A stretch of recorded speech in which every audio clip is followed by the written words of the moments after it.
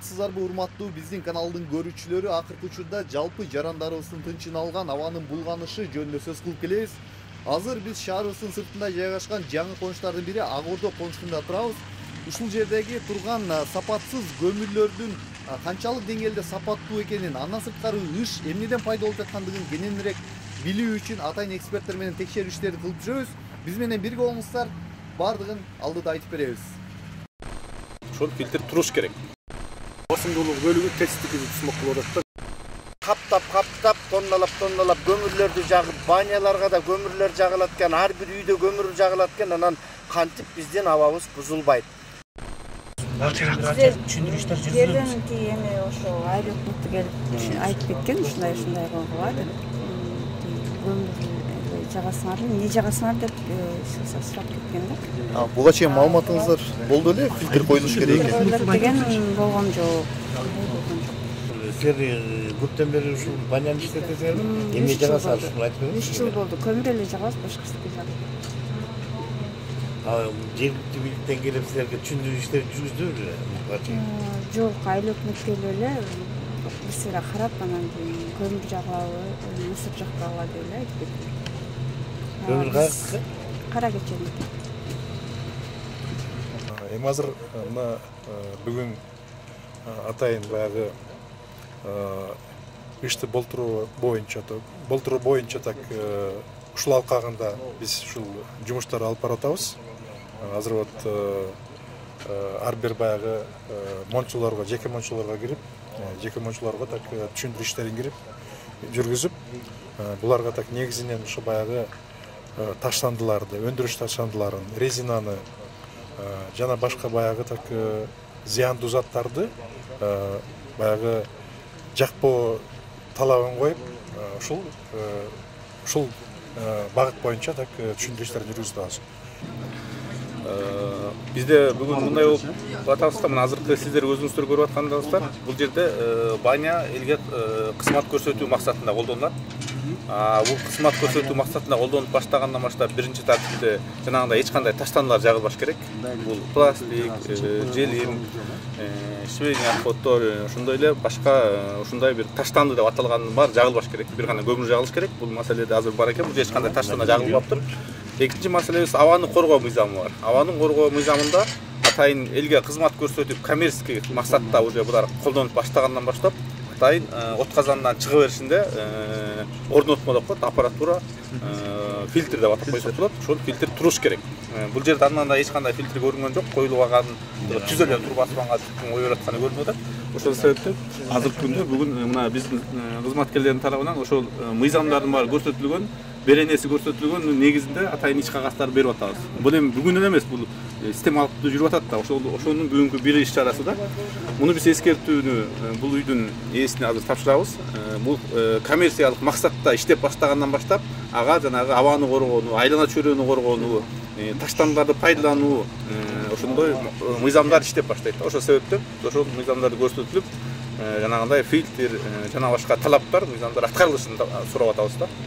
Бул абанын булганыш себеби бирден биринчи фактору бул көмүр жагуу. Бизде 15 000 түтүн элибиз бар ушул жерде, Ак Ордо үчүн, общий Ак Ордо деп айтылат. 15 000 түтүн эл биз толук мыйзамдаша элекпиз.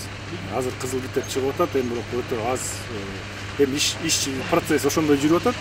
Кызыл китеп башталды. Мен былтыр май айында Газпромго арыз менен кайрылганымда ал жактан ошо жооп беришкен, бизде качан мыйзамдашып, анан спутниковый съемка менен келип бизге полный документ, пакет документтин алып келип берсеңер, анан биз газификация кылып газдаштырып беребиз дешкен.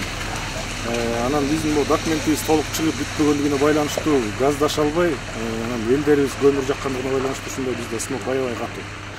Анан бизге газ маселесин эртерээк чечип, документибиз дагы эртерээк колубузга тийип, чечилип газ кире турган болсо, мен ойлойм бул смог жоголмок, чындап эле. Смог азаймак. Анан өзүңүздөр мына көрүп атасыздар, мынтип жерлердин баарында көмүр түшүрүп сатат экен, элге сатпа деп айтпайт экенбиз.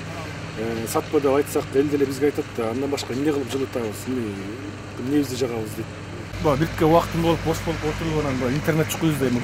Заман ушундай болбоду, бош туруп калып эле интернет чукуп отуруп, ошо Facebook'тан көрүп калдым да, ошо ТЭЦтеги жанагы чыгып аткан түтүндү көрүп мен деле ушул ТЭЦтен ушунчалык выброс болот деген көптөр эч маани берип ишенчү эмесмин. Анан ошо 2 жыл 3 жылдан бери могу биздеги жагып аткан баняларды кыдырып, баня жакпай, тиги фурнитураны отходун жакпагыла, резинка жакпагыла, баклажка жакпагыла деп кыдырып айтып жүргөндүгүнө байланыштуу ошо жана ТЭЦтен чыгып аткан түтүн менин көңүлүмө назарыма алынып калып, анан ошол жерде карап видеосун көрсөм, бирок чындап өтө кейиштүү акыбал экен да, аябай экен. Ошондон улам биздин да могу чоңдорубуз эмнегедир могу газификацияга өткөрбөйт, эмне үчүн ушу жаңы курулуштарды газдаштырбайт деген бир ой келип туулду да, ой жаралды. Анан мен дагы бир газдашып кетсе, элибиздин ден соолугу мына ковидте канчалаган адам кыйналды, канчалаган адам кайтыш болуп кетти. Ошондон улам азыр канчалаган адамдын ар түрлүү өпкө оорулары пайда болду, мисалы астма, бронхит эми көп да.